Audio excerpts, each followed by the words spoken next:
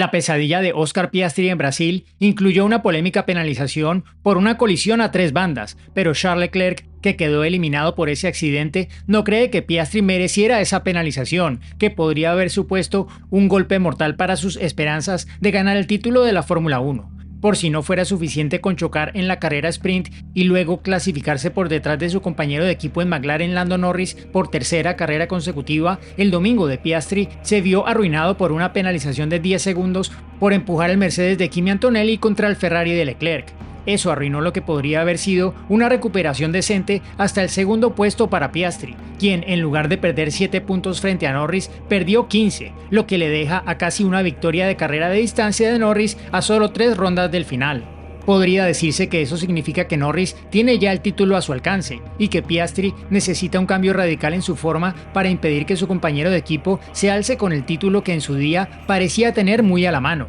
Como veremos más adelante en el video, el problema fundamental de Piastri fue su continuo déficit de velocidad con respecto a Norris en los momentos decisivos, pero Piastri tiene motivos para estar molesto por otra decisión de los comisarios en su contra. No hay que olvidar Silverstone, donde Piastri perdió la victoria ante Norris debido a una penalización de 10 segundos por conducción errática detrás del coche de seguridad. Los puntos perdidos allí ahora parecen mucho más cruciales, ya que Piastri ha pasado de ser un líder cómodo en la clasificación a un posible subcampeón en rápida caída. Piastri consideró que la penalización de Silverstone le robó el resultado que se merecía, mientras que en Brasil se preguntó dónde se suponía que debía desaparecer su McLaren y el jefe del equipo Andrea Stella calificó la penalización de dura. Era de esperar que el piloto y el equipo infractores se opusieran a la penalización, pero incluso la mayor víctima del accidente, el tercero neutral, Leclerc, consideró que la penalización de Piastri era excesiva. Leclerc dijo: "Para mí fue un incidente de carrera al 50%. Creía que Piastri fue un poco optimista, pero Antonelli tomó la curva como si Piastri no estuviera por dentro, y la justificación de la penalización de Piastri apunta a una nueva falla en las directrices de carrera de la Fórmula 1. Piastri fue finalmente condenado por los comisarios de Brasil, que aplicaron de forma rígida lo que está escrito en las directrices de conducción, que no lo olvides, fueron creadas a petición de los equipos y los pilotos para que los comisarios las utilizaran a la hora de decidir las penalizaciones. Estas exigen que el piloto que adelanta tenga el eje delantero de su coche al menos a la altura del retrovisor del coche al que adelanta en el vértice de la curva. Si nos atenemos estrictamente a la letra de esa directriz, Piastri la infringió porque no tenía el eje delantero a la altura del retrovisor del Mercedes de Antonelli, por lo que era totalmente responsable de la colisión. Los comisarios consideraron que una sanción de 10 segundos y 2 puntos de penalización era la más adecuada y acorde con incidentes anteriores. Básicamente, Piastri tenía que estar más alineado con Antonelli sin perder el control, algo que Piastri no cree que fuera posible. Piastri dijo que habría entendido que si hubiera subvirado, si no hubiera pisado el vértice, hubiera chocado contra Antonelli, pero consideró que tenía su McLaren bajo control y lo más a la izquierda posible antes de que Antonelli lo apretara.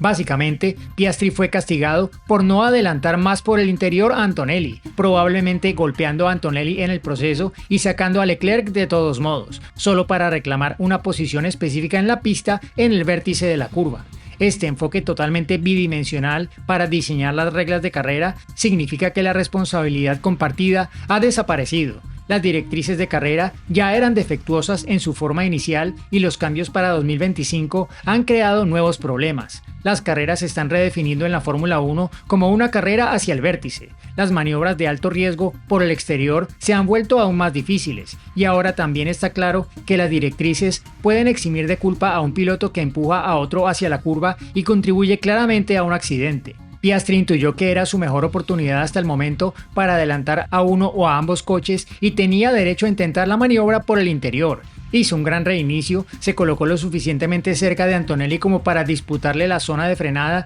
y mantuvo el control lo suficiente como para no hacer nada descabellado. Sí, Piastri bloqueó las ruedas, pero no fue un bloqueo que le hiciera perder el control del coche. Estaba reduciendo la velocidad pegado al interior, claramente capaz de tomar la curva, y el bloqueo fue una consecuencia muy visible de intentar frenar un poco más en respuesta al cierre del espacio por parte de Antonelli. Citando a Jolyon Palmer durante los comentarios de F1 TV, al final la cosa pinta mal para Piastri. En última instancia, te hace parecer más culpable de lo que probablemente fuiste en esa maniobra. Eso no quiere decir que Antonelli mereciera una penalización. Fue un incidente que no requería un castigo según los principios generales de las carreras, pero las directrices lo exigían. Por lo tanto, la penalización fue correcta, por razones equivocadas, y en realidad bastante fácil de prever una vez que las repeticiones determinaron las posiciones de los dos coches. Pero incluso sin esa penalización, Norris superó a Piastri durante todo el fin de semana por tercera vez consecutiva.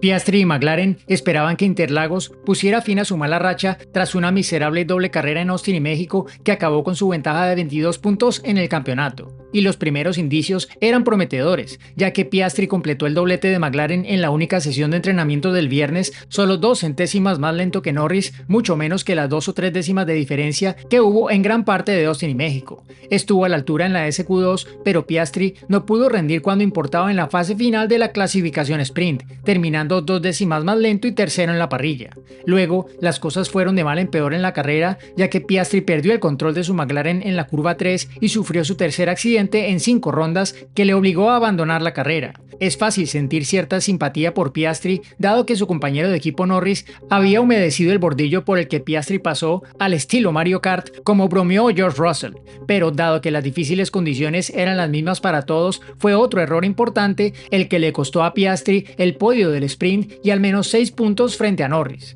No respondió precisamente con estilo más tarde ese mismo día en la clasificación del Gran Premio, terminando cuarto con Antonelli y Leclerc entre Norris y él. Eso le puso en una posición en la que necesitaba arriesgar, como el intento de doble adelantamiento, y quedó en segunda posición detrás de Norris mientras los comisarios deliberaban sobre qué hacer, pero Piastri no pudo impresionar a su compañero de equipo. Cuando Norris hizo su primera parada en boxes, Piastri se había quedado a 7 segundos de Norris después de 30 vueltas, y luego, tras cumplir su penalización, a pesar de mostrar un mejor ritmo en sus siguientes tandas con neumáticos blandos y medios, no pudo avanzar más allá del quinto lugar. Stella afirma que el bloqueo provocado por el coche entre Antonelli y Leclerc había dañado los neumáticos medios de Piastri en la primera tanda, y describió el ritmo de su segunda y tercera tandas como bastante alentador. El problema fue que Piastri había quemado sus neumáticos cuando se acercó lo suficiente al Mercedes de George Russell, por lo que solo pudo adelantar a los coches del medio del pelotón al final, como el Haas de Ollie Bearman y el Racing Bulls de Liam Lawson.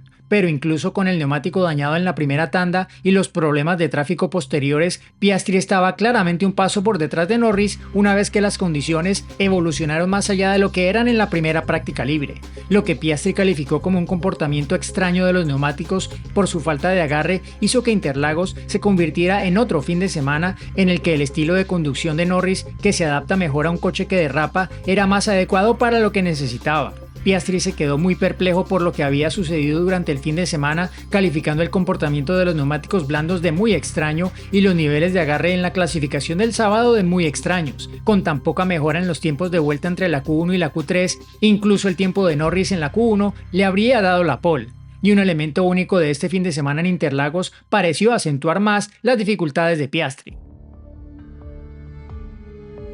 Otro factor intrigante que alejó a Piastri de la victoria fue una consecuencia de lo que parecían ser cambios relativamente menores en el circuito de Interlagos. Tras los dramas con la lluvia en años anteriores, los organizadores en Brasil habían excavado ranuras de drenaje en varias zonas de la pista para ayudar a dispersar el agua. Aunque estas ranuras estaban presentes ya en este y otros circuitos, se cree que era la primera vez que se excavaban en zonas de la pista donde los coches tienen un agarre limitado. Puede que las ranuras no parezcan algo relevante para el tiempo de vuelta. Sin embargo, dada la estrecha ventana de rendimiento en la que operan los actuales coches de Fórmula 1, estas ranuras tuvieron 2 efectos. El primero fue que al pasar los coches por encima de los bordillos, los neumáticos tenían menos superficie de contacto con la pista de lo normal, por lo que se deslizaban más y aumentaban su degradación. Pero las ranuras también provocaron algunos quebraderos de cabeza en cuanto a la configuración de los coches. El rendimiento actual de los coches de Fórmula 1 está dominado por el flujo de aire bajo el coche, y cuanto más constante es ese flujo y más bajo se puede rodar, mejor.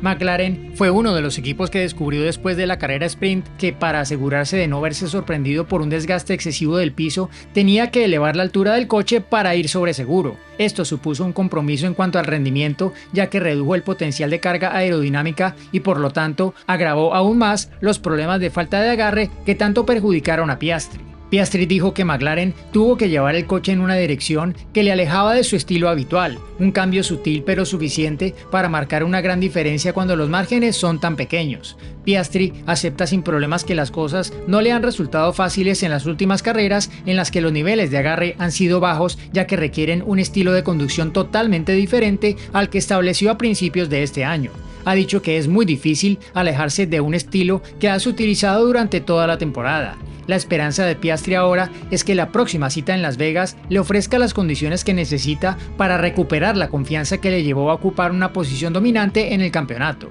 El problema para Piastri es que Las Vegas no ha sido precisamente el terreno de caza más propicio para McLaren ni el circuito con más agarre durante sus 2 primeros años. Así que si Piastri no consigue darle vuelta a la situación en condiciones de bajo agarre, es muy probable que al gran revés en Brasil le siga otro más definitivo en Las Vegas.